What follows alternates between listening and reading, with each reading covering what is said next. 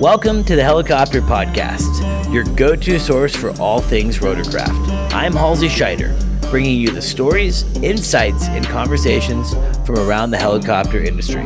Whether you're a seasoned pilot, a maintainer, or you're just passionate about helicopters, this is the podcast for you.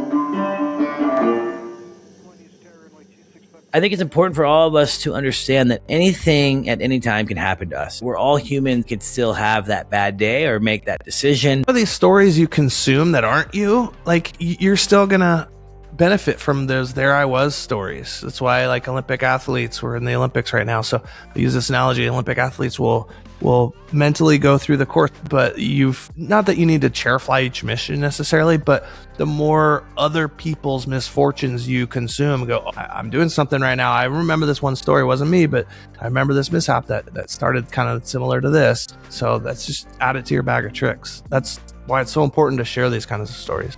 Thank you to the following sponsors for making this episode possible: Instrom Helicopter, Quantum Helicopters, and Robinson Helicopter.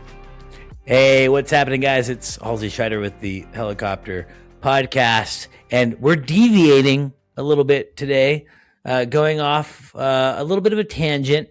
And in fact, Steve, I was talking to now our mutual friend Peter this morning. I said, I will only deviate from helicopter people on the Helicopter Podcast for very special people.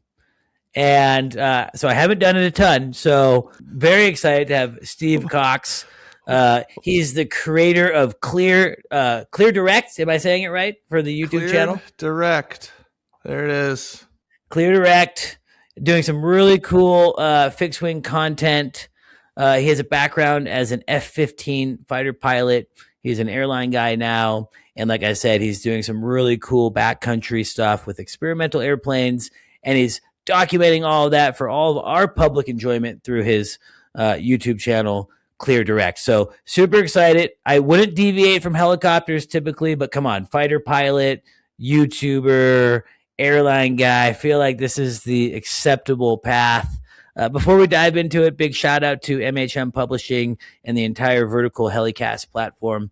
We appreciate you all allowing me on this space and being part of this incredible organization. If you haven't checked out the HeliCASTS platform, I highly suggest it. We got the Hangar Z podcast, the Vertical MRO. There's the new Valor podcast that's really kind of medical and med crew centered with helicopter air ambulance, talking about all the cool missions there. So just honored and grateful to be a part of the HeliCASTS family. And I appreciate them allowing me the autonomy to kind of pick who I want on the show. And it doesn't always have to be helicopters. And today it's not. So Steve, welcome to the Helicopter Podcast. How are you? Thanks, Halsey. Yeah, great thanks for having me. It's great to be here. And as a stuck wing guy, I'm honored to be on the Helicopter Podcast. Is it true that was the first time you ever heard that phrase? I mean, we got plenty of terms for you all. But, I'm sure. Yeah, we got to keep it PC here. This is a family-friendly show. I have a couple names for us too, but yeah, maybe we won't divert there for now. But you know, I'm excited for today's conversation. I'm excited to hear. You know, like we had coffee the other day, and I was saying, I just think it's cool. I think that any pilot, helicopter, airplane, there's always this imagination of like, what if I flew a fighter jet? So I think talking a little bit about that, no matter who you are in aviation, is really fun. So I'm excited for that. And I'm also really excited to talk about the experimental side of aviation today, which is really kind of like a frowned upon topic in helicopters, but not so much in airplanes. So excited to hear about that dichotomy. And then also our listeners should really stay tuned, because you will also, as we wrap up the podcast today, talk about a ditching incident that you had in your Bonanza. Ended up in the soup there in the Columbia River here in Oregon. And so that's a story that I'm curious to learn more about. And sure. I know it's something that you recently shared actually at like an epic event. So much to stay tuned. So make sure if you're listening now to stay tuned to the end for that. So talk to me a little bit about just you and getting into aviation. When I was a little kid, it was like my dream was your path. Fighters, airline. I mean, I thought that was my path. And so Was that the case for you? Did your love for aviation start super young? And Yeah. then what was your path from being a kid to then graduating high school and then getting into the cockpit of an F-15? Sure, I'll blast for it really quick because people just probably want to focus on the fighter stuff and the ditching story and stuff. But so grew up in SoCal to non-aviation family whatsoever, marriage and family therapist, parents, and pro surfer sister. So she was kind of That's cool. There's the credibility cool there. one. So I had to up my game and try to become a fighter pilot to gain some love from the parents. No, so my neighbor across the street was building this beautiful, sleek, actual airplane in his garage, and I was like 8 years old, and I would like always see if his garage door was open, and then go over there and just bug the heck out of him. He was so gracious with his time, and it was a Lancer, and awesome. which is kind of the whole full circle. Which Sorry, is a full circle here, Bend. Yeah, exactly. So he at the time had his company down in Santa Paula, California, and I got to meet Lance Neibauer. Before he moved his company up to Bend. And then, but from that moment, I saw this airplane being built in Ray's garage.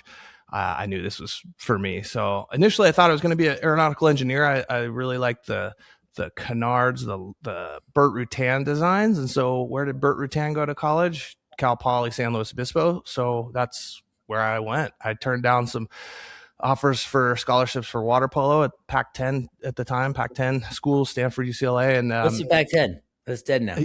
Pac-12? No, Big 12. Anyway, I can't keep up. But I turned that down to go to Cal Poly, and then, quickly I hit calculus, didn't have much success in calculus, and realized that maybe aeronautical engineering wasn't for me. And it was so I switched to a more an easier major. It was still technical, but it's a little more social. Allowed me some time to get out there and get my pilot's license, which then I discovered, okay, I'm going to be on the pointy end. I want to be flying these things rather than designing them. So it allowed me time to also walk onto the swim team, use some of my swimming abilities, and then do triathlon. So I really got the full college experience in that beautiful area of San Luis Obispo, which I just put out a video on. Trent and I flew down to San Luis Obispo. Trent Palmer, our parents are actually neighbors, and we've become good friends. So I joke at the end of my video that my channel is kind of becoming the Trent Palmer like behind the scenes channel, because I just flying with him, and also I've got cameras all over my plane. So and he's the more popular YouTuber. That's not a bad connection to have. For our listeners out there, if I know that we're a little more helicopter centric here. Yeah. But if you've been living under a rock and you haven't heard of Trent Palmer, go check out Trent. He's doing some really cool things, has a huge following on YouTube. After you check out my channel. Of course, you have to check out Steve first, though. I 100% agree to that. But also something that I like about Trent, he's been very honest about some of the troubles that he's had, right? He had some issues with the FAA, lost his certificate even. And he's documented that. He's been really transparent. He had a near miss recently, filming somebody and distracted and lost sight. And what I really appreciate about that is he's adding to this just culture of aviation and being forthcoming, even though he knows the FAA is watching all of his stuff. And I encouraged him to put it out there and take the humble approach. And I didn't need to convince him of that, because people always ask me, hey, what's he like? He's actually very humble and wants to do things right, and will fess up when he does mess up. So I've got to hang out with him, got to know him. He connected me with you, actually. Yeah, that's right. Super nice guy. Like I told you, kind of funny enough, I'm not big on, following on YouTube or social media, to be honest. And so meeting him for the first time, I didn't actually realize the magnitude of his channel and things like that. So I didn't have like that starstruck. It wasn't until later that evening I had posted like a little reel or something on my Facebook, and my buddy Justin from Portland reached out. He's like, what are you doing hanging out with Trent Palmer?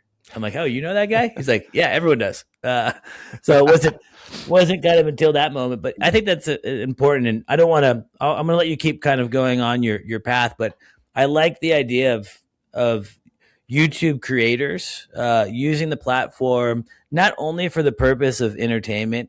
Look, aviation is awesome and fun. And that's why we consume the videos that you create and that Trent makes, and even some of the videos that I make, because they're fun. But the other side of it is that they can be informative, right? And they can really lead by example. And if you have strong mentors, even if you don't know them, but you know them through their YouTube channel and their YouTube persona. And that person is exhibiting, like you said, a just culture, confessing, when you've done something that isn't perfect or something that really we could all fall into the trap of, right? I mean, that's like when you look at accidents, there's a lot of accidents where I'm like, man, I see where that could happen, right? I can't Monday morning quarterback myself out of that. And so I think it's really cool that there's this level of transparency from guys like that. And the other half of the just culture is not just speaking out, but also having not necessarily pure immunity, but like having the FAA go, okay, he's making the community better. He's being honest. There are ASAP reports or NASA reports that you can fill out for that immunity. But I just wanted to clarify that that's kind of. Yeah, it is. It is a two-way street, right? Right. Exactly. That is the just culture, right? Of hearing that there's been an issue and then dissecting it, and most of the time actually finding out through an organization, in this case the FAA, that maybe there was a systemic problem where other aviators could fall into that same trap, right? And so being able to have that immunity is super important. And I believe in it. And if it wasn't for the compliance program or compliance philosophy from the FAA that requires them to exhaust compliance actions rather than enforcement actions, unless there's negligence, I wouldn't post on YouTube. And people ask me, why do you post on YouTube and put yourself out there when I earn my living with my certificates? Right? Yeah. I'm an airline pilot. So yeah, it's true. So I believe in the program, and so far it hasn't bit me. And it also keeps me, on the straight and level, and I will never do anything. That's like when Trent and I are flying together, our big thing is like, if somebody asks us, hey, don't put that on YouTube, then we got to like double check and think, hey, should we really be flying with this person? Because they're already not making the best decisions. Yeah. There's things that happen. And that's their own story to deal with for sure. And so we won't cross that line. But and actually one of the first videos that I saw of yours was after I met you at the Epic event. I was curious of who this guy was, and we live in the same town, so I figured I should stalk you a little bit. And it was a video, I think you were testing your new airplane. Forgive me, because it was a few months back, so I don't remember it completely. But something that I took away from it was the briefing that you were doing with you and your team prior to the flight. Yeah, my first flight. I mean, it was like clearly a military background, but really taking it super seriously, talking about all the parameters of flight, what you were trying to accomplish, how you're going to do it. And by documenting that, I love seeing that. I'm a huge fan of briefing, specifically in organizations. I flew air medical, and it was really easy to get into this routine where you're flying with the same crew in the same helicopter in the same weather pattern day in and day out. And so your brief could really easily turn into, hey, it's severe clear. We're flying in a 407. Let's not die. And sometimes, to be honest, that's all it takes sometimes. But to your point, is there most likely there's an opportunity to set some expectations, set some contracts, so that you are on the same playing field. There's times when I'm flying with old F-15 buddies that we have an unspoken bond, and we understand, and there's not much briefing required. But it's when you're flying with somebody new or the weather's sketchy or anything that and we in the military love briefing for sure. So that's so I'm a big fan of it. Maybe one of the downfalls of being a fighter pilot you don't realize is for probably every hour that you fly. Yeah, I think you're debriefing and briefing quite a bit. But exactly, because I can't compete. When I was getting hired or applying to the airlines, I couldn't compete with C-17 guys or C-130 guys for the number of hours. Of course. So the airlines give you a multiplier. If you're a fighter guy, they multiply it by, and they won't even tell you what it is, but every airline has a different multiplier for fighter guys because of that time that you're spending debriefing and briefing. Sure. Yeah, I mean it's a lot. That's what I hear. Yeah. All right, so you're going to college. You're kind of having that normal college experience. Yep. And I actually want to talk a little bit about that, because I did go to 1 year of college. In that 1 year, I did the ROTC program. It was through the Navy ROTC. For many reasons, I didn't continue on. I only went to 1 year, went through the ROTC, unfortunately, was offered a scholarship, but through the premise of a ground contract and commitment, which I don't fully understand even to this day. But wasn't willing to kind of continue going to Embry-Riddle, learning how to fly, than to just go and be on the ground. So I made the decision to get out of it. But I don't honestly know if I would have been able to withstand the 4 years of the ROTC program. No knock on it, but that was like not a college experience. That was very fun, right? It was getting up at 4 a.m. and having to do PT, and then going to class, and then going to your ROTC lab, and then doing another ROTC thing in the evening, and then doing all your full class load and flight schedule. I mean, it was exhausting, and kudos to the young men and women that can get through it, but it wasn't really a fun existence, honestly. And it was a big part of my decision of not continuing on. And so it seems like you actually got to really kind of enjoy your college time, and live that experience. What happened after college, and how did you decide to go to the Air Force? Good point. Good question. 2 points. One is my daughter's in Air Force ROTC. She wants to be a doctor, so she's pre-med at University of Michigan. She's loving the program, and she's just a busy bee, and she loves to be busy. So she just joined a sorority. So she's crazy busy, to your point. Yeah, blood for punishment. But she's just that type of person. Number two is in college, the Air Force ROTC would have required me to drive down to UCLA, which is like a 3-hour drive, like once a month. And I didn't want to commit to that. So I toyed with the idea of OTS, which is off the street hire with a college degree, then going into the military. But I still was kind of like you. I'm like, I don't want to necessarily sign up for 4 years and then and see if I can get a pilot slot after I've signed my life away. Well, they just changed the rules such that I could have gone. I went through the whole battery of testing to see if I got that pilot slot before I committed to anything. Cool. So that got me. I'm like, well, there's nothing to lose. So, long story short is I graduated and worked for a semiconductor company in San Luis Obispo while I went through the interview process and the testing process, physical process, and eventually got my offer to be a pilot, not necessarily a fighter pilot, but just a pilot. I got my pilot slot. And so I went off to OTS, to Maxwell Air Force Base, Montgomery, Alabama. And it was, a bit of culture shock. I'm a laid back guy from Southern California, and here I am in the military. I had not a lot of exposure to what the military was, but I was so amazed at just the people that would SIE, self-initiated elimination. And they were pilots. Like, they couldn't handle the pressure of just getting yelled at and having to do push-ups. And then I'm like, okay, well, that's probably good that they hit the streets early. But anyway, I finished that. And then while I was there, they told me about this fighter pilot program, Euro NATO training in Texas. And I didn't know at that point that I wanted to be a fighter pilot. I just knew I wanted to fly jets and really just have the Air Force pay for all my certificates. And I thought it was mandatory, and I took it as mandatory and to apply to this thing. And I did, and I got it. 1 out of 25 pilot candidates in my class to get this thing. And I go, oh, well, I guess I'm going to be a fighter pilot. Oh my gosh, this is crazy. And I love the F-15, and at pilot training did well enough. And that was at the time the number one fighter. The F-22 hadn't come online quite yet. We're talking like 2000, 2001 timeframe. And I got the F-15, and I've always heard that the F-15 training program is not easy. They eat their young, and at Tyndall Air Force Base in Florida at the program. And then I go to out process the pilot training program to head to Florida. All my personal goods got shipped to Florida.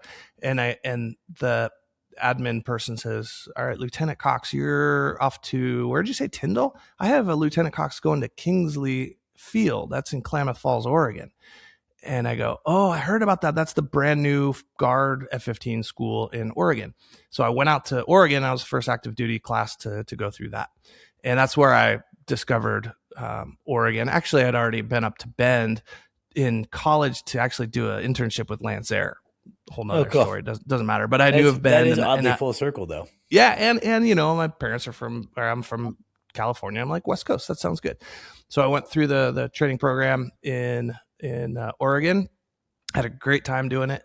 got my first assignment as a combat mission ready fighter pilot in Elmendorf, Alaska. So I was shipped off to Alaska, and 21 years later, I got my check of the month club. Not to skip through the whole career, I'm sure we'll circle back to it, but yeah, I went on in active duty. I did 12 years, and then at that point, because the other thing I was first to do, because my class was 0001 of officer training school, so I was like, it just reset a bunch of new rules. And the other new rule that I signed up for that I didn't know at the time when I signed my life away at MEPS, was the military and processing, was that I owed, if I graduated pilot training, I owed 10 years, not 8 years after pilot training. So 2 years-ish of pilot training. So finally, I'm at the 12-year mark going, okay, well, I joined to get my tickets and become an airline pilot, and I'm digging this fighter pilot thing. It was post big recession of 2008, 2009. I think it was like 2011 at the time. Airlines still weren't really hiring. So I'm like, okay, this is pretty good. I think I'll stay in. However, Kingsley Field, where I went through F-15 training, they were hiring, and they were hiring full-time folks. Because if I didn't want to go part-time in the, like a citizen soldier, citizen airman, part-time guardsman, I wanted a full-time job. So I got hired, and I moved from Eglin Air Force Base, where I was a operational test pilot for the F-15, and then became an instructor for the schoolhouse, for the young lieutenants learning to fly the F-15s, and did that for 6 years, and then got hired on with my airline, went part-time for like 1 year, and then needed 3 to get my full 20, and then Portland. That's how I moved out to Portland. Portland offered me a job to be the chief of safety of the Portland Air National Guard wing, and the flight safety chief there, and as well as the occupational safety and weapon safety guy. So I learned a lot about safety, did a bunch of investigations, and then I became the overall chief of safety for the entire F-15 Air National Guard wide, Air Force wide. Wow. Because at that point, we'd gotten rid of F-15Cs in active duty. So the only F-15Cs, I think, to this day are still in the Air National Guard. And they're getting EX models, as we were talking about earlier off camera. But yeah, it's pretty cool. F-15 EX, we're still buying new ones. I mean, it's the longest tenured fighter as it is, and we're now buying new ones. Oh my gosh, it's fantastic. But that's kind of the quick overview of, I don't know if it's quick, but of my career. So the highlights being operational tests and instructor pilot, test and evaluation instructor pilots, the official title, where I tested radars, missiles, data links, and whatnot out in Florida. And then being an instructor pilot and then chief of safety are the kind of the big, highlights to the resume, but a lot of fun stories and scary stories along the way. So, yeah, I guess one of the things I'm curious about, especially with you doing some instruction at the schoolhouse and teaching, new pilots in such an advanced aircraft, I've had the opportunity to teach some folks that say came from a Black Hawk, and then they get into an R-22. And it's a big jump just because they're used to so much technology. They have a lot of power. With that power of the aircraft performance and power and things like that, you can get yourself out of some trouble sometimes. But it's also that power and that performance that can also get you in trouble. So I know nothing about the F-15. I know really nothing about flying a fighter jet in general. What are like some of the common mistakes that these new pilots were making in an aircraft like a fighter jet, like the F-15? Thank you to our sponsor, Quantum Helicopters. For over 2 decades, Phoenix PD, Maricopa County Sheriff's Office, Mesa PD, and the Pinell County Sheriff's Office in Arizona have trusted Quantum Helicopters for primary flight training. We've helped boost their efficiency, cut costs, delivered unmatched quality, and keep them focused on public safety. Don't just take our word for it. Reach out and see how we can deliver the same results for your agency. Visit quantumhelicopters.com to learn more.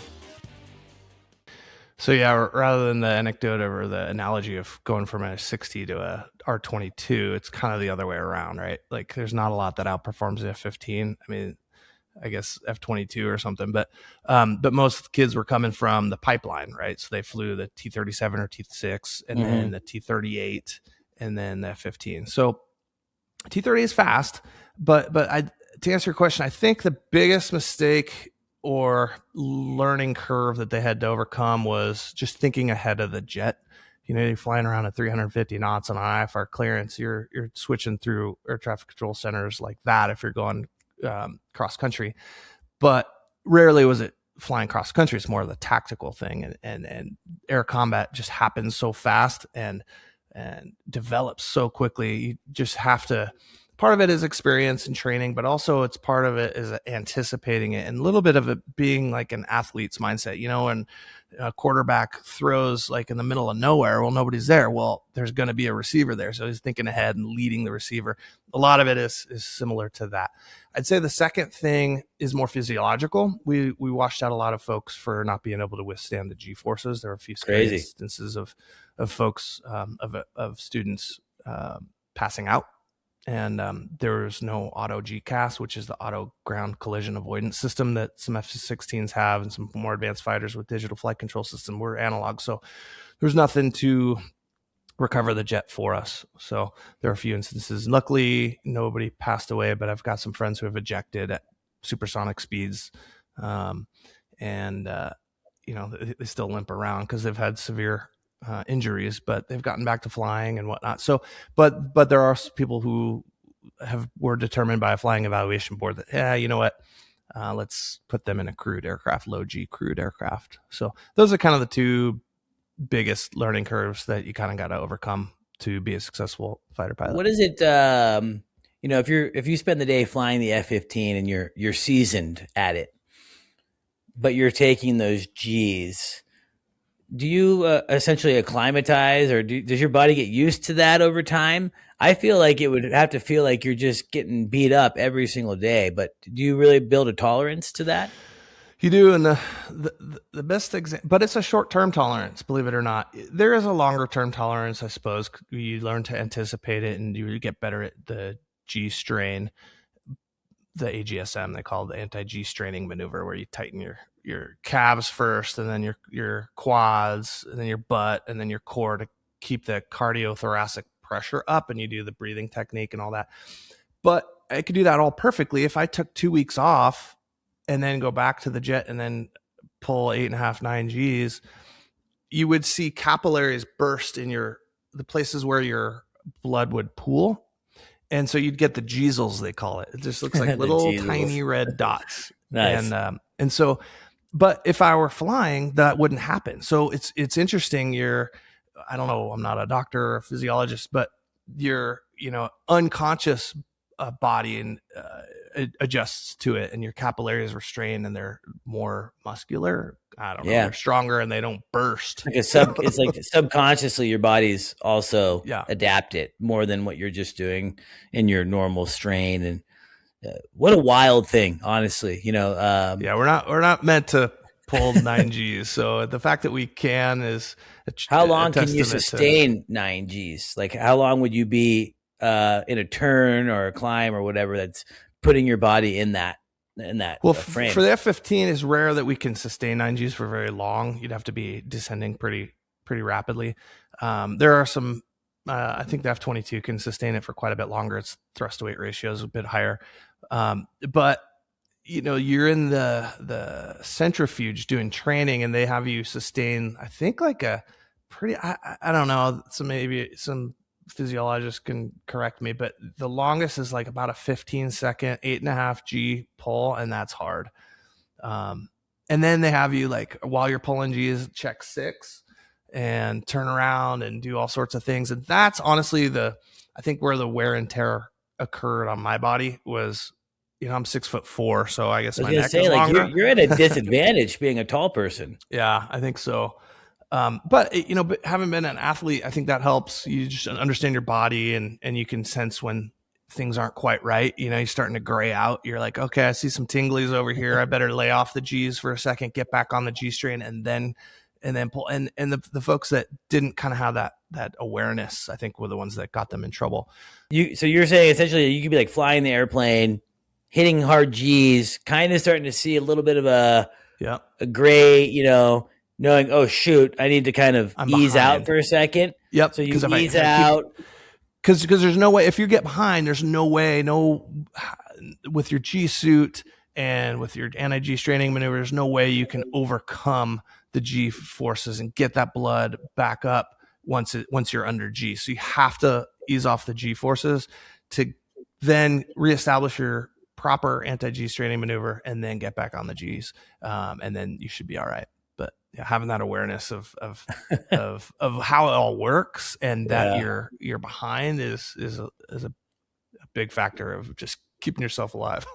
That's that's an interesting day in the office, for sure. It's so unique. You don't think about that stuff. So many people, right, would just go to our jobs 9 to 5, let alone as a fighter pilot, you're flying this, crazy, awesome airplane, but also you are putting your body at the brink of its limit. Yeah. And if you pass that limit, seriously bad things can happen very quickly. Yeah. I definitely understand what you're saying about the speed of it too. So full disclosure, I recently thought that airplane pilots were inferior to helicopter pilots. I have to say that, being the host of this show. And I was humbled because I was riding right seat in an Epic, and the Epic's a really highly capable airplane, as I think you're aware. And we ended up shooting an approach, had to go missed because we couldn't see the runway. We're still in the clouds. There's now some icing happening. You can take it. It's made for it. But man, things were happening fast, Steve. Like, I have been in aviation since I was like 16. I feel like I have really good situational awareness. Something like you said, kind of just anticipating, you just kind of know, even like with my job now, not flying, I can anticipate things of what's going to hold us up on a deal. Like, I just have a good anticipation. And so I thought I kind of understood the whole aviation anticipation thing. And man, I was so mentally behind in that airplane. Granted, I was just a passenger, right? I'm just watching the guy in the left seat do all the work. And we landed, and I'm thinking like, oh my God, I could not do what he just did. I mean, he was moving so quickly. Then the tower or the controller changed things up. Hey, we're going to do this instead of this. And he's having a mess with the avionics. And so, man, when you're in a fast-moving airplane especially, you got to be so ahead of the game. And I think that that's what probably really makes good pilots. And I'm sure you even see with the airlines. I mean, you're still going fast. Yeah, there's people who struggle, but it's all about training. And you absolutely could do it. It's just you haven't done it before. You haven't been in that situation a lot, and you're not getting thrown to the wolves is kind of the worst way to train somebody. Although sometimes it's good. You can come back and debrief it, and then you think about it, and then you do better next time. So it's what it's all about is good training and good instructors, and then and just seeing it and knowing what to expect, like how to get your approach clearance. What are they typically going to say? Fly this heading, maintain this altitude till this, and then you're cleared this approach to this runway. It rarely deviates from that. So the more you hear that, the more you can expect it and anticipate it and read it back and sound cool on the radio, which is, that's a big part of it. I can never, my voice is stupid. So I always don't sound cool. No, it's gruff. I like it. I don't even know why I podcast. It's literally, if not that I get a ton of comments, but some of the negative comments I get, people are like, this guy's voice is shit. And I'm like, I know, I agree. I'm not going to argue with you on that, but I don't know. There's a lot that you can do about that. So hey, whatever. I'm here. I'm doing it. I'm showing up, Steve. Exactly. That's half the battle. Don't give up. So talking about showing up and putting yourself out there, like, I have put myself out there to do this podcast, and by and large, I'm really happy that I've done it because there's been so much unexpected reach with this platform that I have. I had a message last week from a guy that's like told me some really personal things and some really sad things that happened in this past year of his life. And it was my podcast that kept him driving towards his goal of becoming a helicopter pilot. And you're like, what? Talk about a humbling thing, right? And I get all these messages all the time that are really positive. And I didn't see that being the case. And then, of course, you have your haters. People say mean things or whatever. But like, I decided to start this, and you also made a decision to start a YouTube channel. And you have a lot of subscribers now. You have consistent videos that have lots of views. What was it that made you want to start Clear Direct? Like, what was the precipice? Was it like sometimes things just happen? was this like a thought, I'm going to do this, or did it just kind of naturally take flight? First thing is you can take the guy out of Southern California, but you can't take the Hollywood out of the kid, So I kind of, my friends growing up, their parents were like producers and actors and stuff, and I was just kind of around it. And I've become a bit of a cinephile. I really like well done movies and artistic shots and color, the cinematic color. I've been kind of toying a little bit with that. And then the other thing is we're visual people, right, as pilots, and I've gotten to see some just amazing things that are classified and that a lot of people don't. So many people have this dream of becoming a fighter pilot, but for one reason or another, it doesn't work out, or they just go a different way. And I wanted to share some of that with the community. Not that I could go back and fly a fighter and film a lot of it. They did start letting me take GoPros into the cockpit towards the end of the career. But I'm getting further and further away. I've retired about 5 years ago, and so now it's taken this whole other direction. But it's just such a great way to share such a visually stimulating experience, right? So that's kind of what and build a community of folks. I left the military where I had strong friends and still keep in touch with a lot of them, but all of a sudden you're kicked to the curb and you're Mr. Retired guy.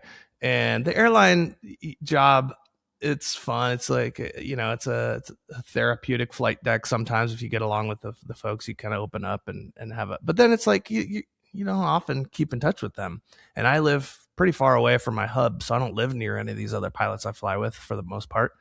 So I just wanted to kind of build that community. And then it was, watching Trent's videos, he just did such a fantastic job. And here I am thinking I could do that. And, it is hard work. And it's not easy at all. It is not. But yeah, I just enjoy it. It's my artistic outlet, right? We're this, I don't know, left, right, blame. We're this like technical type of person, but I still do have a little bit of a artistic side to me that I want to kind of lean into. And that's where it satisfies me. Yep. Yeah. No, like I said the other day when we had coffee, like I'm really impressed with people like you that put in the time, effort, and energy to do it really well, right? It's because it's so much work. Thanks. I've done some video stuff, but I've always done it with really professionals that help me with editing and help kind of put it all together. It's one thing to go and shoot a bunch of stuff, which actually is also still very hard. Just setting up the angle correctly and getting the equipment to integrate and transitions. Those are huge to connect the arc of the story. That's where sometimes I suffer like, I got to go back and film something real quick. But yeah, it's all those things. Right. And so I'm always really impressed. And I think that that's what's given your channel legs is A, you've been consistent, and B, you for not having a background in production or things like that, you put together a nice story. Thank you. And it's fun. I think you're exactly right. It's like I think aviation is super cool, and where your videos can appeal to, yes, the diehard aviation folks that want to go and build their own experimental bush plane and go and do a bunch of cool, landing areas. By the way, that helicopters, we can land anywhere. You guys make it, you're making it too hard on yourselves. Just start flying helicopters, Steve. It's just too many parts, too many moving parts. I'm very impressed with where you guys land. But that is something I do want to kind of transition to. Sure. Is experimental world. And actually the experimental world and aviation, as we kind of note, is going through a big shift right now. There's regulations and things that are changing that are going to make certification a little bit of a different process. Some argue for it, some argue against it. That's not really the case of today's show. But what I find really interesting is that in helicopters, and I mean this in the nicest way, we had a guy on named Adam Weaver, super cool dude. He's a brilliant guy. I think he builds turbine engines for his career. He's like a turbine propulsion engineer, a guy that I have a hard time chatting with, but we had a great podcast actually. And he's into the experimental helicopter world, and he was a great person to have on. He's really thoughtful in his engineering. of his aircraft, him performing maintenance on his aircraft, and he's doing things right. But by and large, the experimental helicopter community has a lot of accidents. Helicopters in general have a lot of accidents, but experimental has a lot.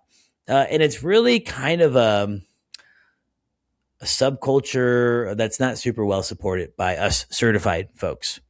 Whereas like in the fixed wing world, I think that the experimental side is way different. And I think that, yes, there's a much different complexity, right? Airplanes are just more simple. So it makes more sense, but it's very widely accepted.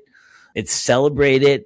And a lot of people are going towards this experimental route, specifically watching guys like you and Trent do your thing. I guess for our audience, what does it mean to be an owner of an experimental aircraft? What does that actually mean? And, being in the experimental world, what are some of the pros and the cons? And why do we think the helicopter world is falling behind in that? Well, yeah, I don't have a lot of it. The only time I've flown on helicopters, I think, was with in the military doing water survival at Pensacola, and then I did some work with SEAL Teams 5 out in San Diego. So I don't have, and I think that's a flex. Total. That's pretty cool. Well, it was just to get to an island where we were controlling a whole bunch of close air support. But anyway, so I've only flown on a helicopter, I think, twice or three times. And I think they've always been 60s, of some variant of 60s. So I don't have a lot of background to talk about the why on the Sure. rotor wing side. I have some hunches, and that, like I mentioned before, there's a lot of moving parts. But I will say one quick anecdote is that guy across the street when I was growing up, Ray, building a Lancer, he gave me this old VHS videotape where I could just play over, and I ran that thing out watching the Lancer marketing videos. So 80s, it was so funny. I love that. After the Lancer thing, there was a Rotorway exec ad, and it was so cool. I was like, gosh, actually, that sounds pretty compelling. So it looked cool, but then I just haven't heard much of the experimental side of things. And I would, for one, you ask, what does it mean to me to be an experimental? One is a dream come true, because that's where I wanted to take my life is tinkering and building. I did RC airplanes when I was a kid. And so I loved building and creating and tinkering and toying. And I also have a Beechcraft Bonanza, which is certified. And so I can't tinker with that thing at all, which is a good thing. There's a reason for that.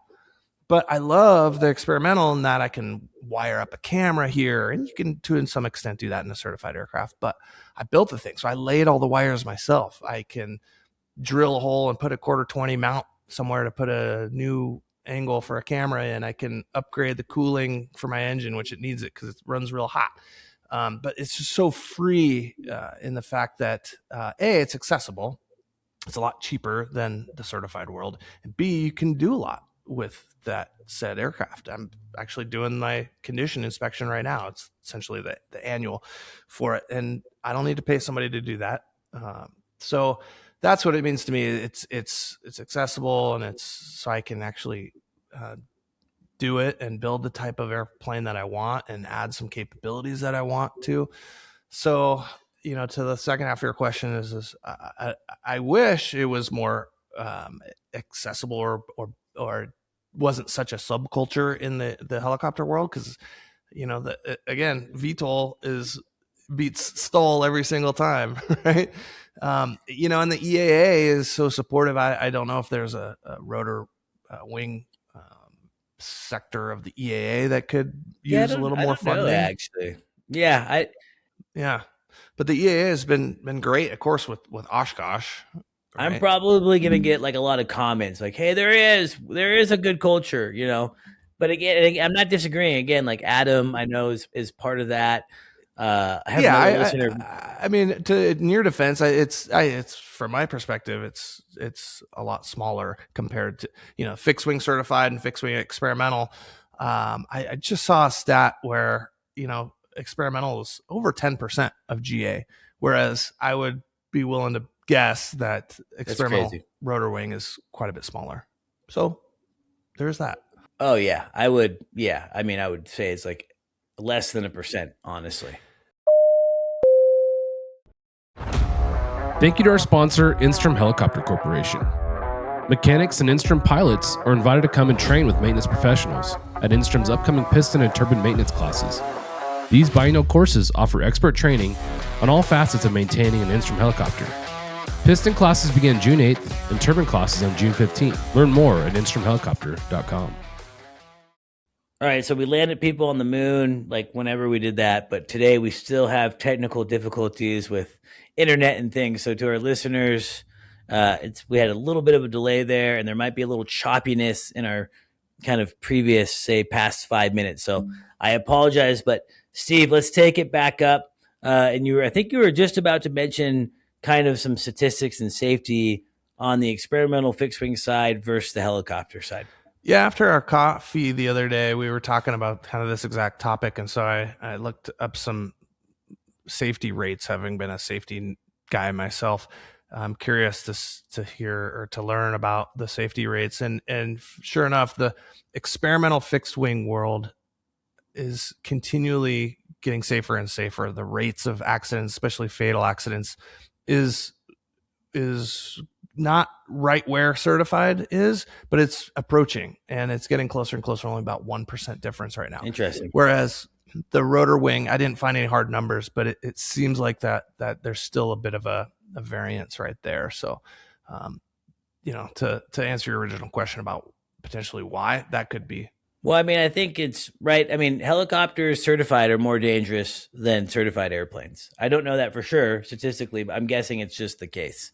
I don't have any data to back that statement up, so forgive me. But, you hear a lot more about helicopter accidents on a weekly basis, it seems like, than airplane accidents.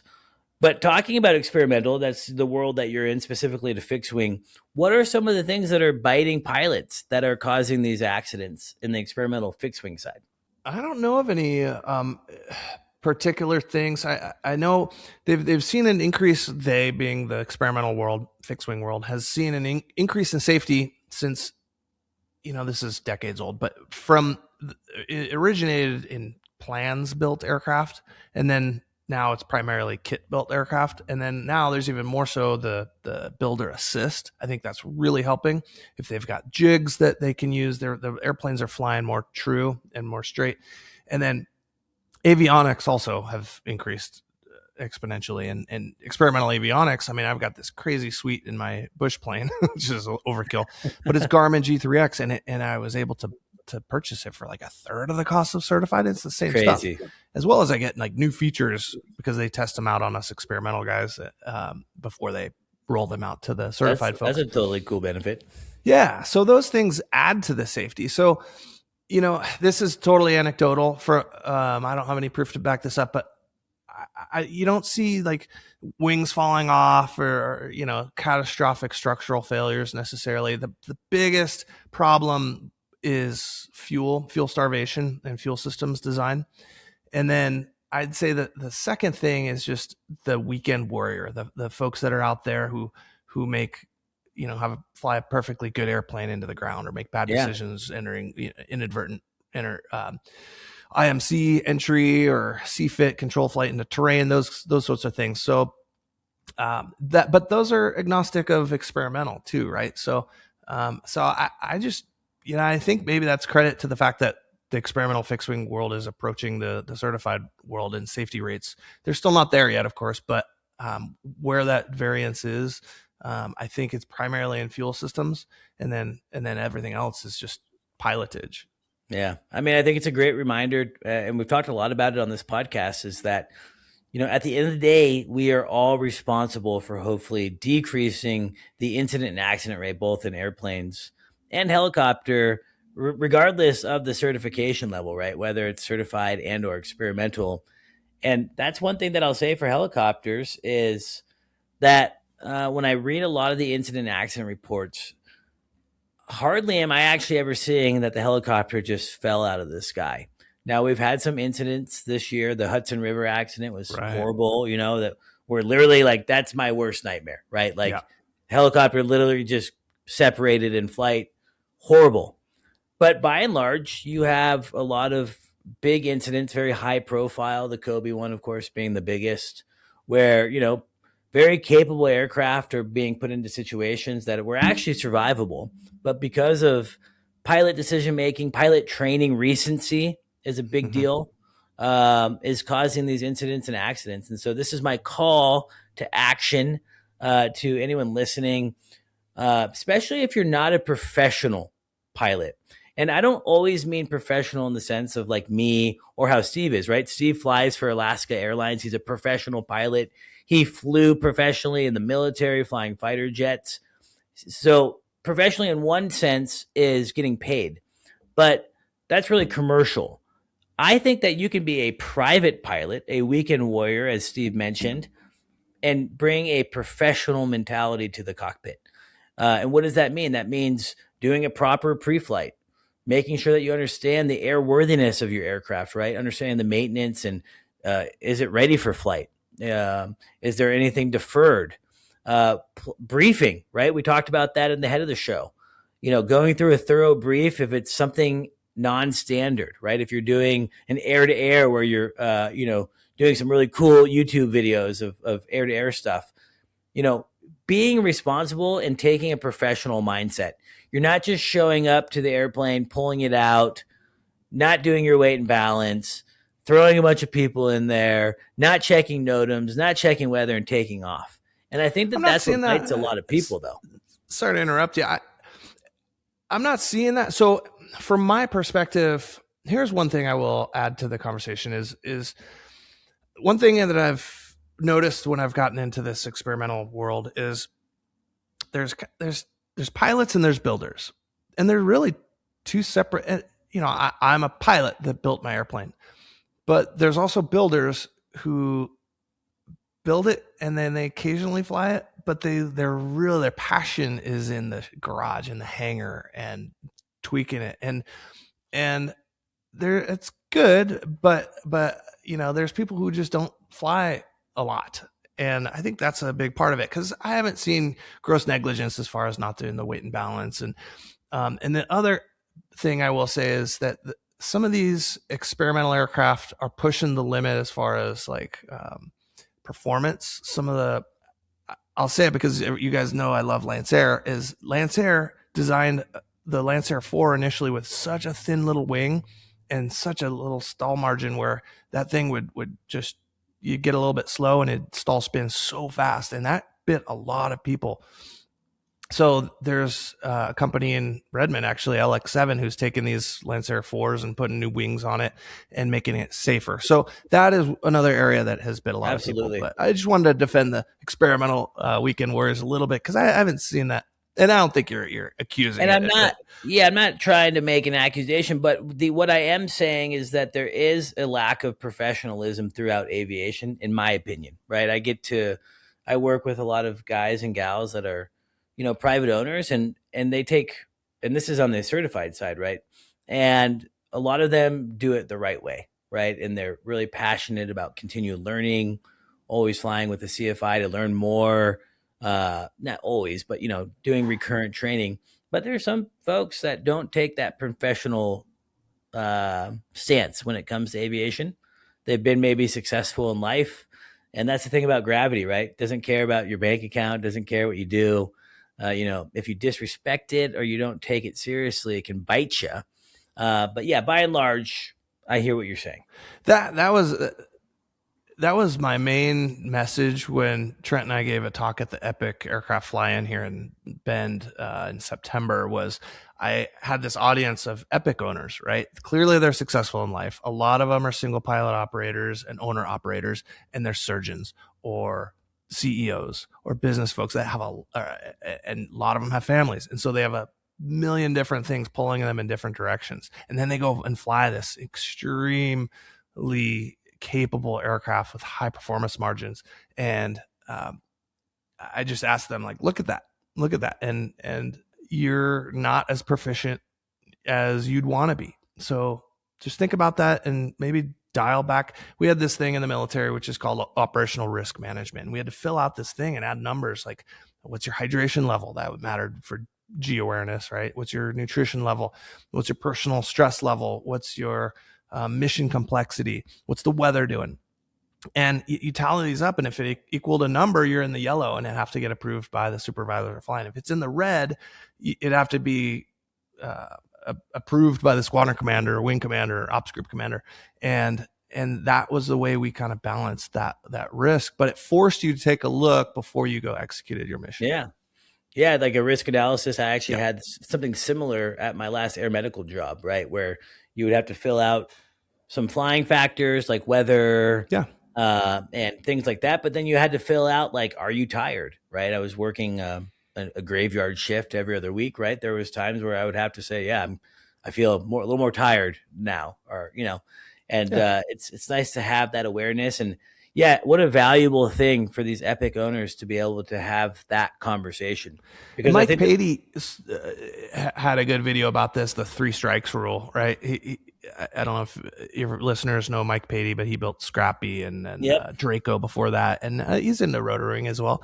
But just one of the Tony Starks of the world, a lot of money, but a genius as well, and a good dude. But he gives us good synopsis of the 3 strikes rule, and there could be 1 strike, let's be honest, but if it's something minor here, another thing minor here, a third minor thing, okay, it's just not in the cards today. Yep. Sometimes the universe is screaming at you not to do something, and trust your gut, right? There's times where your gut can kind of steer you in the wrong direction.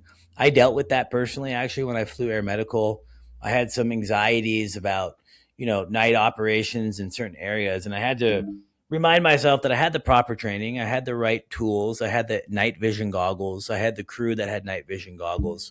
We had everything to do the mission safely and successfully. And so I think it was okay for me to have some of that anxiety, of that pressure. But I had to, at times, kind of, overcome this idea of like, okay, your little gut feeling on this one is just being a little over anxious because it's midnight and you're a little tired, and you have to evaluate the whole. But I think trusting your gut sometimes is not a bad. And there's the whole either. Stress versus performance scale, right? A little bit of stress can optimize performance to a point, right? And then it falls off a cliff. So you just got to know yourself and know your environment that day.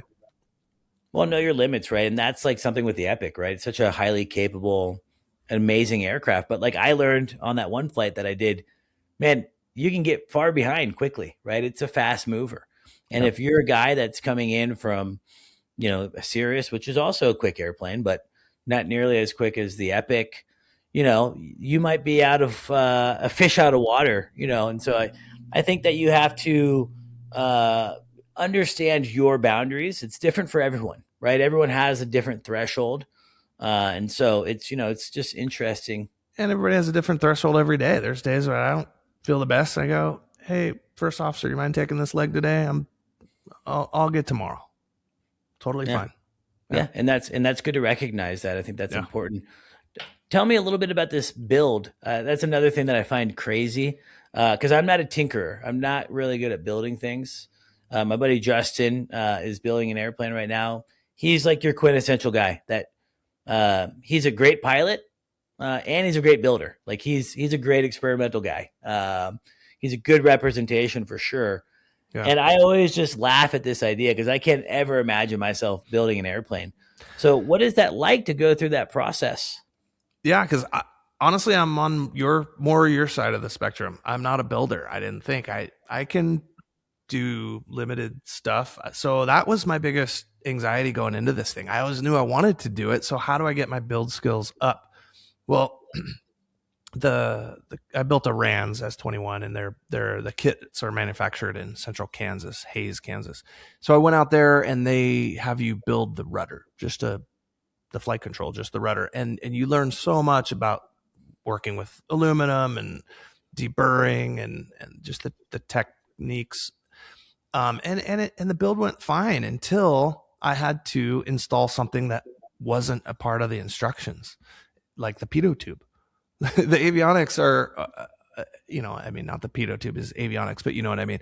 Sure. And antennas, and where to go for resources on that. And YouTube is a great place, but also the advisory circulars regarding aircraft maintenance is another great place to go for that. So I learned so incredibly much. My favorite part of the build was the avionics design, and I can't believe I did this, but I designed and laid every single wire myself. I had a good mentor that kind of taught me how CAN buses work, and I knew a little bit about DC electronics from college, but I was able to just take my time and read through it. One big benefit was that my engine, it was like during COVID or post COVID, and so parts supply chains were still an issue. So my engine took incredibly long to arrive, and so I had the plane was ready for it, except for avionics. So I was able to slow down and design the avion, build the harnesses, and do that. But you're way more capable than you realize, and there's so many more resources than you realize. For aircraft forums, YouTube channels, the advisory circulars on the FAA too. And you're not going to do something unless you know how to do it or feel confident in doing it. You're not going to just, it's an airplane, or a helicopter. You're putting your own life at risk by cutting corners. Yeah. So that was always the sanity test for me. Like, do I feel like I'm ready to do this step? No, let me research it a little bit more. So, and now I'm way more capable. I'm comfortable tinkering, or there's companies that make aftermarket, cool carbon fiber wingtips and whatnot that I've put on my airplane that aren't supported necessarily by the manufacturer. So in that regard, I'm, part of the experimental world, in that I'm doing things that are a little bit off the reservation, but nothing crazy. I thought about putting like a car engine in the thing, but I'm just not that level. Like I wanted a supported firewall forward kit to put in an aircraft engine. I have the Continental Titan 340 engine in it. And, now I'm like bore scoping the engine. I'm swapping, I'm doing compression tests on it. I had no idea about any of that. And part of it is being out at the airport and having friends that do the same thing and are curious and willing to help you. So, well, I'm guessing too, community. Like you honestly probably become a little bit of a better pilot, specifically in that airplane. Oh yeah. Right. I mean, if you're the one building the airplane, then you're fully up, Yeah, what's that sound? That doesn't sound quite right. Yeah. I am the systems master of that airplane because I built it, and I'm glad that the FAA lets me maintain it as well, because I have my I'm forgetting the repairman certificate. So now I can do all that. I'm an AMP on one tail number. Yeah, awesome. But you're right. I mean, you're the systems master of that airplane. You built it. Maybe I could do it. I still doubt myself. I'm not a very patient person, so I feel like that would bite me in the ass, honestly, because I think that. With cooking, I am not patient, but in building an airplane, for some reason, like I can fly fish, like I love to fly fish, but I wouldn't tie my own flies. I'm not that patient, like there's a limit, and in certain areas it's okay. I'm definitely not patient when it comes to it would be a good test of how well I actually understand myself. It would be a good personality test. There are things that I surprise myself sometimes, and I'll do things that are. I think part of my problem is I'm fast paced. I move too quickly from A to B, and my mind is scattered. It might be nice to have something that's so mentally challenging, kind of grounds you, that it actually kind of would maybe take me away from some of the stress that I have. Right. That's one of my problems I have in life. Honestly, is I feel like I'm constantly just kind of stressed because I don't have, if I go skiing, which I love skiing, I don't have to think about skiing. Right. I can just ski. I've been skiing as long as I've been walking practically. So it doesn't like mentally challenge me to this, this idea where I can still think about emails and work when I'm skiing. Right. And so I need something that can take me away and disconnect me. And maybe that's building an airplane. But honestly, I would caution you, because I think building an airplane requires a certain season in life. And I always thought it was old white hair guys that did it in their 60s and 70s. Yeah, and a lot of it is what I think. Yeah. But having a 7-month-old that you do, careful about that one. I am not building an airplane anytime soon, Steve. Yeah. I'm excited to go in your airplane, though. That would be cool. What's that? I would love to go in your airplane and let's do it and experience that. But yeah, super cool. And I commend, guys and gals like you that take the patience, that have the time. And for you, like you said, this is maybe not your traditional MO of being a builder or a tinkerer. And so kind of, I think anything in life that pushes you outside of your comfort zone is actually really good. I think that there's actually long-term studies showing things like that can help with cognitive decline, right? We live in a world where it seems like everyone at a certain age is getting dementia or losing their brain power for whatever reason.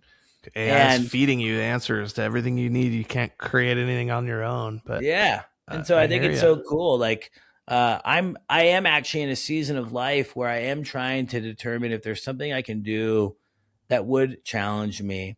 And I think actually what it is being a parent right now, just trying to figure that out.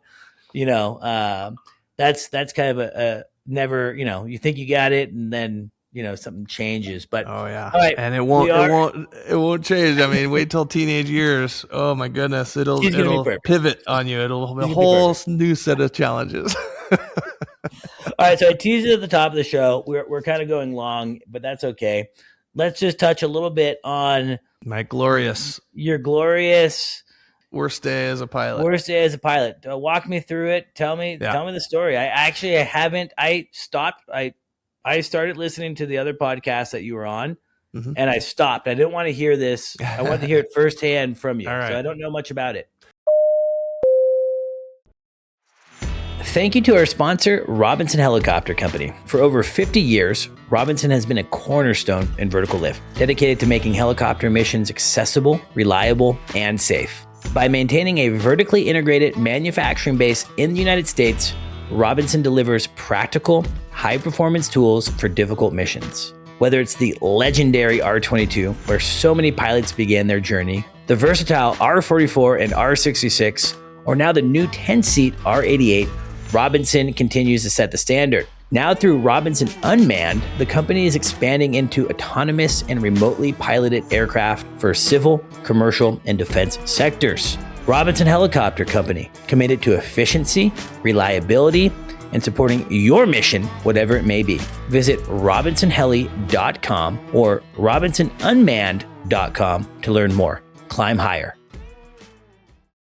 Well, it's out there, so I won't go into a ton of detail, but I'll hit the highlights. So, especially because we're long, but I had a 1958 GA35 Bonanza, and I used it to fly from Troutdale, Oregon, down to Klamath Falls, Oregon. I am divorced, remarried, but my kiddos lived down in Klamath Falls. I lived up in Portland, so I used that to commute and to go get my kids, to be honest. And so I just got back. I was still in the military in the Portland Air National Guard. We just got back from my last deployment, getting closer to retirement. So I wanted to fly the plane, do a confidence test in it. Ironically, it had plenty of fuel in it. So we fly it up the Columbia River. So for those that don't know, Troutdale is just east of Portland. So we go upriver, so eastbound. Beautiful. And my wife was with me. She's my girlfriend at the time. And it was a beautiful day. Not normally, but a lot of the times there's the things called the gorge winds and these easterly winds that just howl. And that's why it's such a big kiteboarding area. And this day it was just calm and glassy. It was great. So good day to go for a confidence flight because I was going to go get my kids the next day.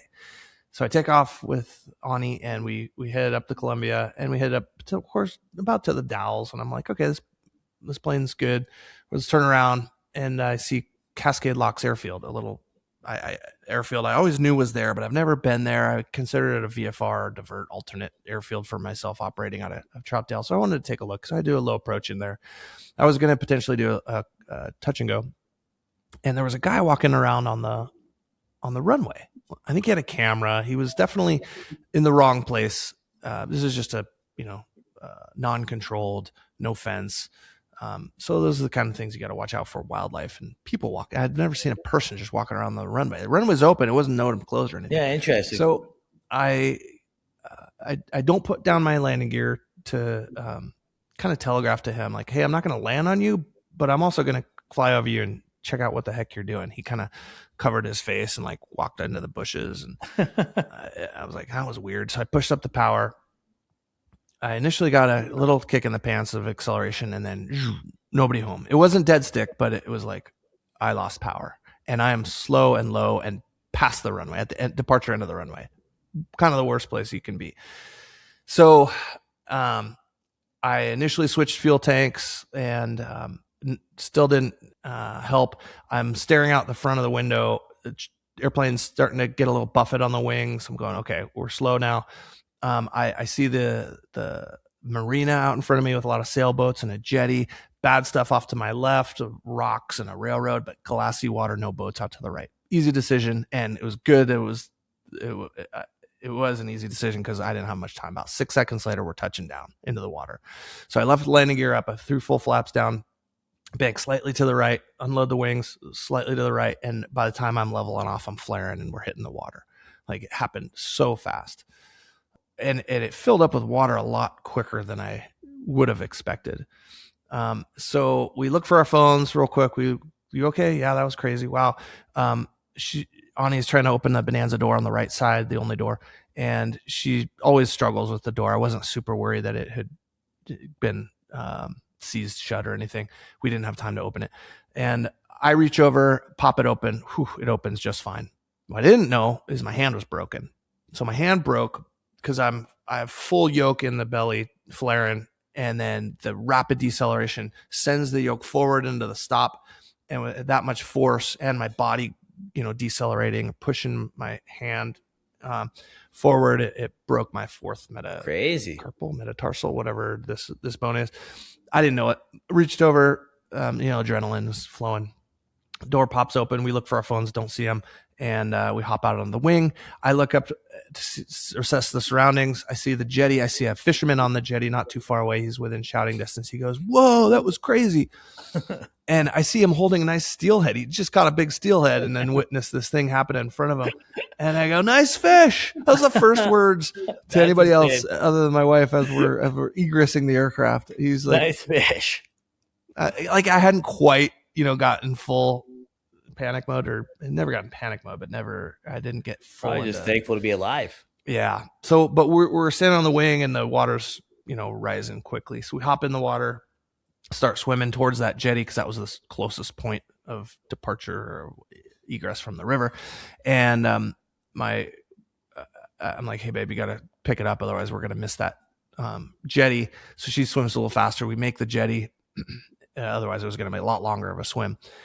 We don't even think about the temperature of the water. It's, we got adrenaline flowing, and we make the jetty. We cut up our legs pretty good on the rocks, and some good Samaritans would rush down, hold towel over our heads, whole thing. There was like a chiropractor who's like grabbing my neck and like assessing me. I'm like, "Hey, whoa, easy guy."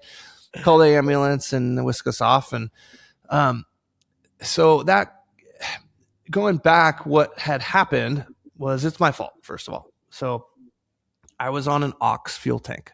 I had plenty of fuel in that aux fuel tank, but it is a straight and level fuel tank only. I unported the fuel. When I accelerated it and my nose pitched up, the fuel sloshed back, and the pickup on that fuel tank's on the front, and it cavitated. Even switching the fuel tank, I have routinely, intentionally run that fuel tank out of fuel for CG reasons and whatever else. Had I had a little bit more time to hit the boost pump, I potentially could have saved the day, but I was aviating, right? Aviate, navigate, communicate. You're gonna fly. I'm frustrated at myself, but I always have to remind myself, no, I flew myself to the crash site, to the ditching site. I didn't stall spin it in. I didn't try to make the impossible turn. So I am proud of myself in that regard, with a big caveat was I messed up. I was on the wrong fuel tank. So had I just gone through my GUMPS check, fuel on the most full main tank, that would have kept us safe. And so human factors. I love human factors and peeling the onion back. Okay, well, why didn't I get into the GUMPS check? Well, the guy was on the runway. Well, do I blame him? No. I mean, I still take accountability. Was I fresh in my general knowledge, system knowledge? Like, if I built the plane, maybe I would have been a little bit more knowledgeable about the system. I'd just been on a deployment. I didn't review my emergency action items, my procedures to refresh my brain that was a straight and level fuel tank only. So unfortunate incident that ended up about as good as you can imagine. Sure. Insurance paid the whole value of the plane. It wasn't nearly as much as it was worth. And the salvage company that the insurance paid picked up the plane unceremoniously upside down from the bottom of the Columbia River and put it in the parking lot. And And that was that, a big bummer. I called my union to make sure that I wasn't going to be in trouble. I talked to the FAA, I talked to the NTSB. As I'm in the hospital getting assessed, I get a phone call. A nurse brings in a cordless phone and says, "I think it's a family member calling for you." I'm like, "How would a family member know?" And I answer the phone, and it's the FAA already calling in. And I don't think that they were like devious. Maybe just the nurse misunderstood. But like, that's not okay for like, they give you some medication, like anything you say. Yeah. You don't want to be talking. Right. And so not that I wanted to lawyer up, but I was like, I don't know if I should be talking to you right now, and I'll call you tomorrow or something. I thought that was very interesting. The FAA gentleman that helped out with the investigations, because the NTSB, it was COVID, it was mid-COVID, it was May 2020. And unfortunately, there was some of your listeners might recognize the time frame, because I think there was a very tragic 4-person fatality helicopter crash like the next day in the Oregon region. And so that diverted a lot of resources and attention off of me, and there was no casualties in my mishap. So it was just left up to kind of the FAA to investigate this. And it was the most probable cause was the incorrect selection of a fuel tank. They didn't crack the case. But it wasn't a dead stick. I'm pretty sure that's what it was. But yeah, hopefully that wasn't too long, but that's the quick and dirty of lots of lessons learned, lots of human factors there. And again, my least proud moment, but again, I believe in this just culture, and I went through it with the FAA, and that's where I got really smart on compliance versus enforcement program, their philosophies, and what could they do to me. And I don't even remember what I had to do. Like, I think it was essentially just read the POH closer next time or something like that. That's all it was. I mean, I think it's, again, first and foremost, I commend you for, not just here on this podcast, but on your channel and other podcasts, talking about this and being open. Again, by you being open, there's potentially Bonanza owners or other airplanes that are similar that might have a light bulb go off and say, "Uh-oh, I've done that before." Yeah. That's what I hope. And so like, I think it's like really important to talk about that stuff. And I think it also highlights, like, you can be a phenomenal pilot. I've not flown with you, but I'm guessing you're a very good pilot, right? You flew fighters. Those guys are the top notch. Like, right, you guys got to know your shit, right? As a fighter pilot, you're doing these backcountry stuff. I wasn't the best fighter pilot, but I'd rather be a fighter pilot, an average fighter pilot. Yeah, exactly. So I think what I'm trying to get at is, like, I think it's important for all of us to understand that anything at any time can happen to us. And we could be on the wrong side of a mechanical failure, or we could be on the wrong side of a mental slip, right? We're all humans and we're all capable, no matter our skill. We could be the best or somewhere in the middle, and yet we could still have that bad day or make that decision or whatever it is. That idea that it can't happen to you, right? That's a hazardous attitude, I think. It can happen to you, right? And the more of these stories you consume that aren't you, like, you're still going to benefit from those "there I was" stories. That's why like Olympic athletes, we're in the Olympics right now. So I'll use this analogy. Olympic athletes will mentally go through the course. Your brain, your subconscious doesn't necessarily know how many times you've gone through that course, but you've, not that you need to chair fly each mission necessarily, but the more other people's misfortunes you consume, go, "Oh, I'm doing something right now. I remember this one story. It wasn't me, but I remember this mishap that started kind of similar to this." So that's just add it to your bag of tricks. That's why it's so important to share these kinds of stories. And I think actually the important part too is that you also give yourself the grace of knowing that you made the right decision in the moment that you had, right? So regardless how you got there, you didn't have much time to think about it.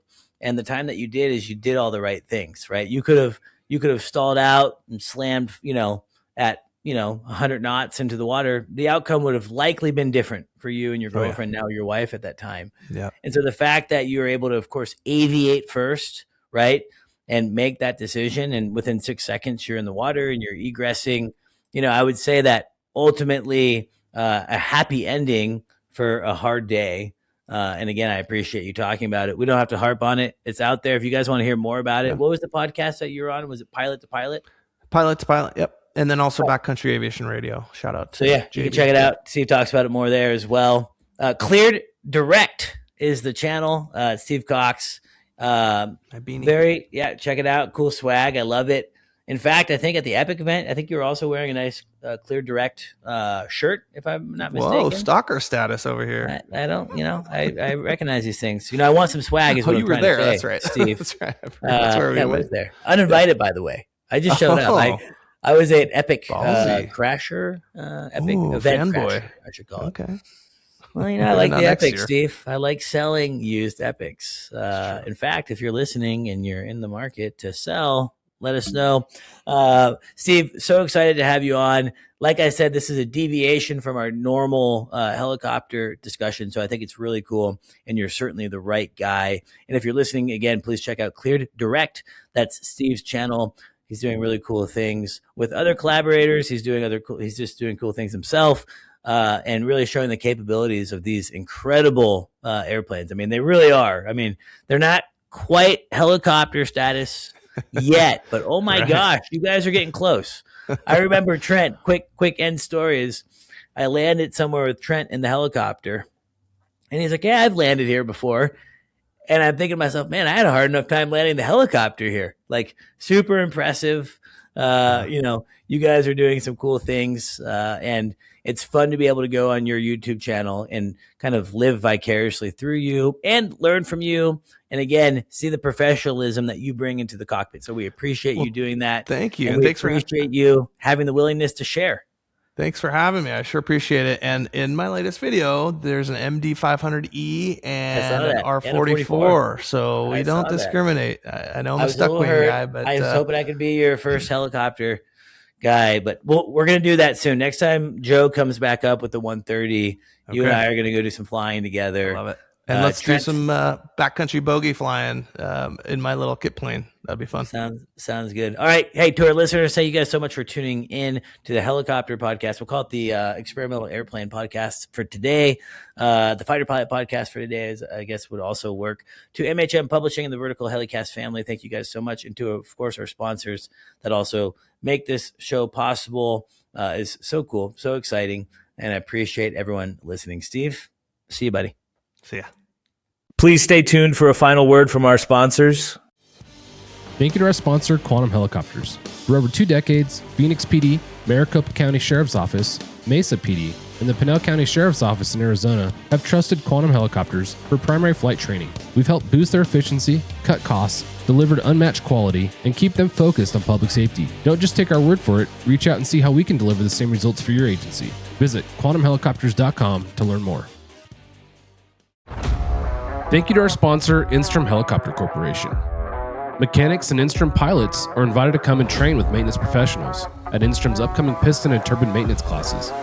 These biennial courses offer expert training on all facets of maintaining an Instrom helicopter.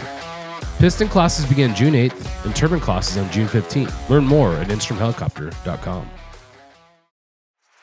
Thank you to our sponsor, Robinson Helicopter Company. For over 50 years, Robinson has been a cornerstone in vertical lift, dedicated to making helicopter missions accessible, reliable, and safe. By maintaining a vertically integrated manufacturing base in the United States, Robinson delivers practical, high-performance tools for difficult missions. Whether it's the legendary R22, where so many pilots began their journey, the versatile R44 and R66, or now the new 10-seat R88, Robinson continues to set the standard. Now through Robinson Unmanned, the company is expanding into autonomous and remotely piloted aircraft for civil, commercial, and defense sectors. Robinson Helicopter Company, committed to efficiency, reliability, and supporting your mission, whatever it may be. Visit robinsonheli.com or robinsonunmanned.com to learn more. Climb higher.